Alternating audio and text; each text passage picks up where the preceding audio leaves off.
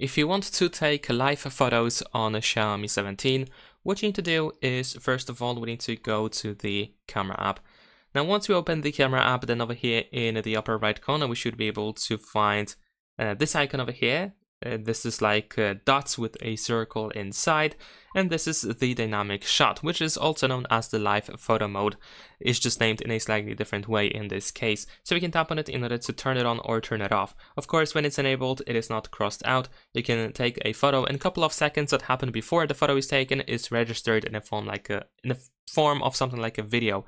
Of course, then the best frame is chosen for the photo, and you can actually play the live photo as well if you usually, for example, press and hold your finger on the photo. So let's give it a try.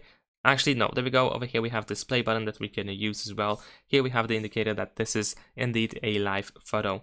And you can also, like I said, press and hold your finger. This also works, but I guess this play button is going to be a more convenient way. That is pretty much it. Leave a like and subscribe.